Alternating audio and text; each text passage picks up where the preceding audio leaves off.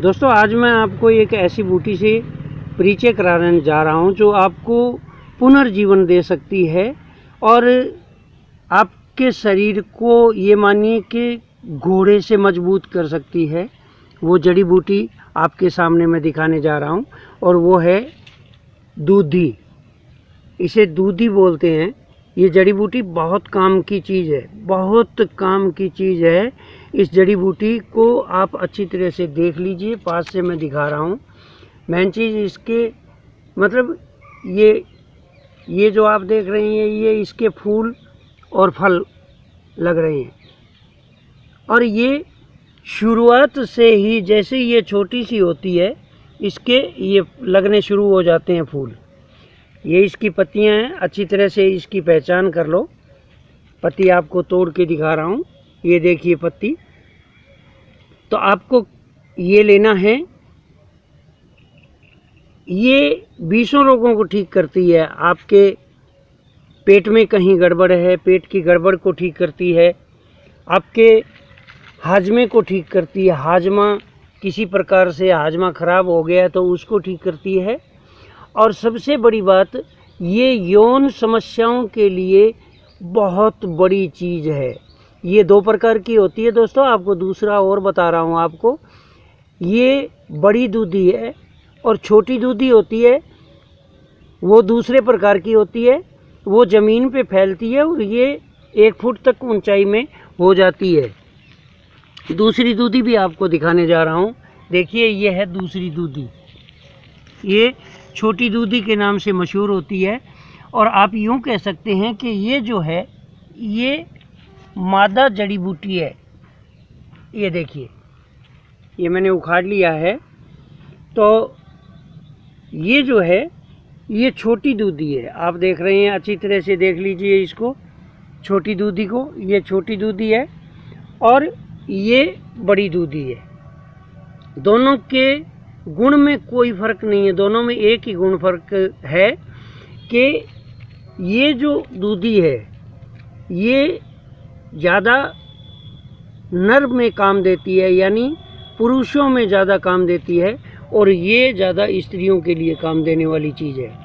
दोनों को मैं बताऊंगा, बार बार अलग अलग से बताऊंगा कि ये जो है ये ज़्यादातर स्त्रियों के प्रदर रोग है, स्त्रियों में माहवारी संबंधी कोई रोग है, या स्त्रियों में बार बार गर्भपात होने की संभावना होती है, उसको रोकने के लिए इसका प्रयोग किया जाता है। बाकी ये जो है ये पुरुषों के लिए है। इसका सबसे बड़ी पहचान होती है कि जैसे ही इसको हम तोड़ेंगे, देखिए इसमें से ये दूध निकला है, ये इसमें से दूध निकलना शुरू हो जाता है, ये देखिए। तो ये जो बूटी है इसको आप जड़ से उखाड़ लो, जड़ सहित उखाड़ना है। कोई भी बूटी होती है उसको हमें काम में लेना है तो जड़, तना, पत्ते, फूल और फल, ये पंचांग उसका लेना चाहिए। तो जैसे ये जड़ से मैंने उखाड़ा है, इसको झाड़ के अच्छी तरह और पानी से अच्छी तरह धोकर और इसके टुकड़े करके छाया में सुखा लो। जैसे ये सूखेगी उसके बाद में इसको ग्राइंड कर लो या मामदस्ते में कूट लो या ग्राइंड कर लो, जैसे ही करना है आपको। इसका पाउडर बना लो। जब ये पाउडर बन जाता है तो उसमें बराबर मात्रा की मिश्री, जो धागे वाली मिश्री होती है, सिट्टा मिश्री बोलते हैं जिसको, ये धागे वाली मिश्री बराबर की मात्रा में मिला के रख लो। दोस्तों आपके लिए दवाई ये तैयार है।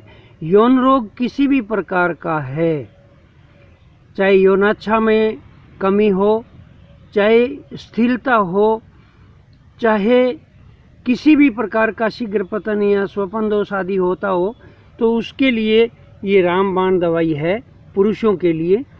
कि इसको आप 1 चम्मच सुबह, 1 चम्मच शाम पाउडर दूध के साथ में, हल्के गुनगुने दूध के साथ में लोगे तो ये बहुत काम करती है और कुछ ही दिनों में आदमी घोड़े जैसा हो जाता है और उसके जोड़ जोड़, अंग अंग में उसके पूरी शक्ति समा जाती है। तो दोस्तों ये है बड़ी दूधी या इसको बोल सकते हैं अपने नर दूधी। और ये जो है ये खड़ी आपको बताई है, ये है ये नारी किस्म की दूधी है, जिसको हम मादा दूधी भी कह सकते हैं, छोटी दूधी भी कह सकते हैं। इसी प्रकार इसको उखाड़ना है।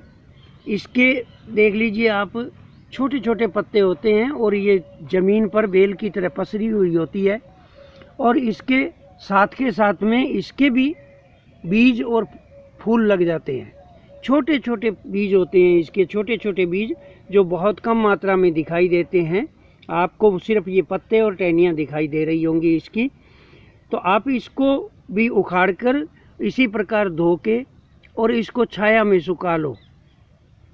छाया में सुखा के उसी प्रकार इसका पाउडर कर लो। जैसे ही पाउडर करोगे तो बराबर की मात्रा में इसमें मिश्री मिला देनी है। मिश्री मिला के और उसी प्रकार आप दूध के साथ में इसको लोगे तो स्त्रियों के मासिक संबंधी कोई रोग है, यौन रोग है या गर्भपात बार बार होने का डर है आदि ऐसी समस्याएं हैं, ये सब समस्याएं ये दूधी ठीक करती है।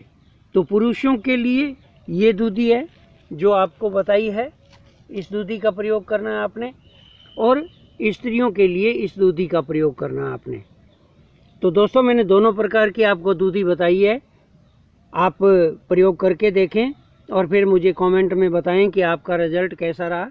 धन्यवाद दोस्तों, नमस्कार।